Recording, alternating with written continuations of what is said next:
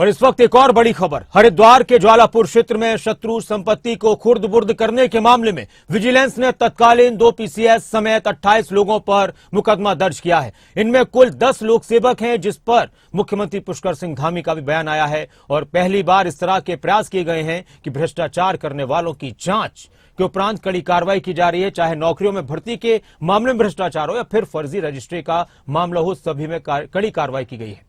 मुख्यमंत्री पुष्कर सिंह धामी ने कहा कि यह कार्रवाई एक कड़ा संदेश भी है कि जो लोग भ्रष्टाचार करेंगे उनको किसी कीमत पर बख्शा नहीं जाएगा।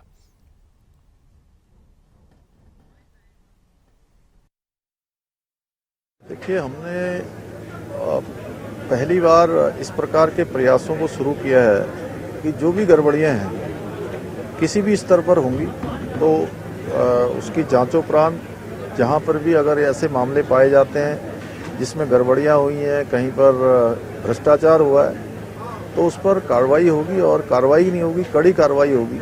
आप शुरू से लेकर अभी तक देख रहे होंगे जितने भी मामले आए हैं, चाहे वो रजिस्ट्री का मामला हो, चाहे वो भर्तियों का मामला हो या कहीं पर भी घूस लेने का मामला हो, सब पर हमने कार्रवाई की है।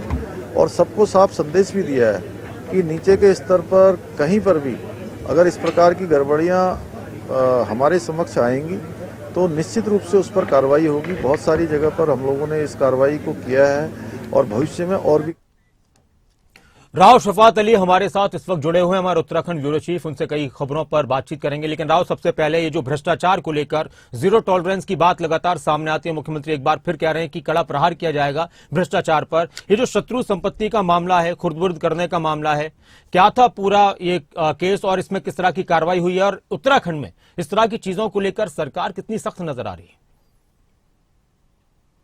देखिए नासिर, ये धामी सरकार का एक लक्ष्य और एक ध्येय है कि किसी भी सूरत में भ्रष्टाचारी को बख्शा नहीं जाएगा। और ये हमने भूमाफियाओं वाले सिलसिले में देखा, नकल माफियाओं के सिलसिले में देखा, बहुत बड़ी गिरफ्तारियां हुई। लेकिन ये जो नया मामला है ये शत्रु संपत्ति का है। और इस संपत्ति को थोड़ा सा समझना होगा कि शत्रु संपत्ति है क्या। ये हरिद्वार के ज्वालापुर का मामला है।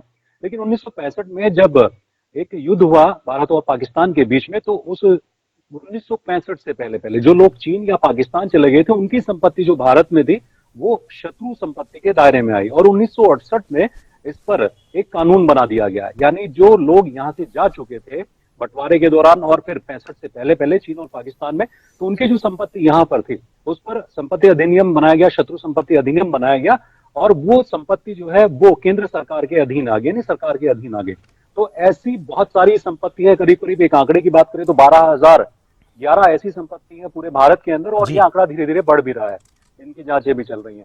लेकिन ये जो नया मामला है इसमें हरिद्वार का ज्वालापुर का एक क्षेत्र पड़ता है, वहीं पर ये मामला था, काफी लंबे समय से था। और सरकार ने इस संपत्ति को, शत्रु संपत्ति को, जो इसके मालिक थे वो पहले पाकिस्तान जा चुके थे, तो ये संपत्ति अब सरकार के अधीन थी और उसको निहित करने का कार्य चल रहा था, आदेश दिए गए थे। लेकिन उसके बावजूद भी कुछ भूमाफियाओं ने मिलकर के पिछले काफी लंबे समय से इस संपत्ति को कब्जाया, इसकी रजिस्ट्री हुई। तो इसी पर मुख्यमंत्री पुष्कर सिंह धामी ने आदेश दिए थे कि इसकी जांच हो।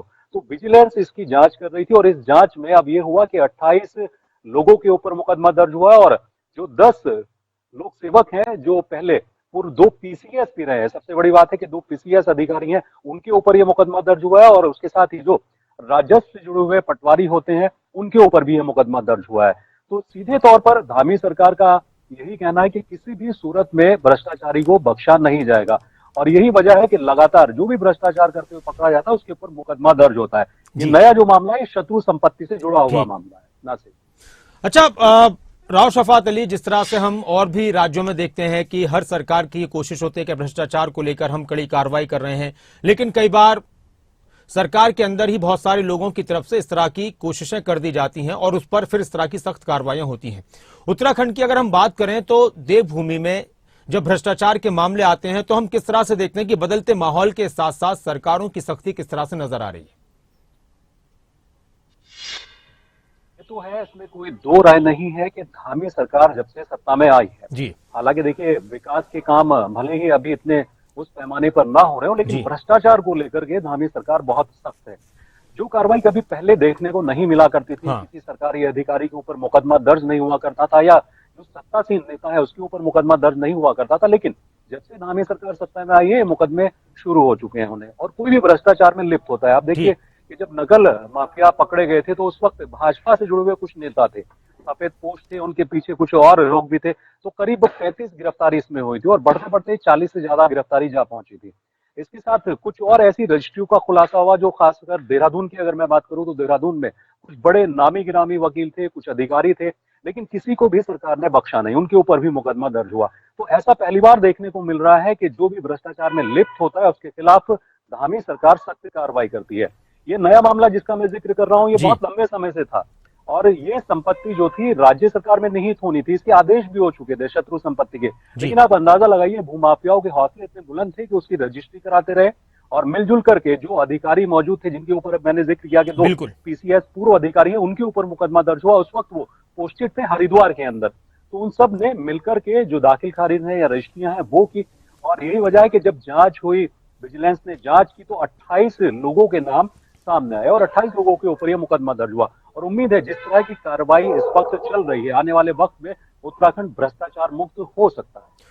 और बिल्कुल, और ये तभी संभव होता है जब ऊपर से ही इस तरह की सख्त कार्रवाइयां हों, और जिस तरह से राव आप जिक्र कर रहे हैं कि सरकार इस वक्त भ्रष्टाचार को लेकर बहुत सख्त है और सख्ती के साथ साथ वो तस्वीरें नजर भी आ रही हैं।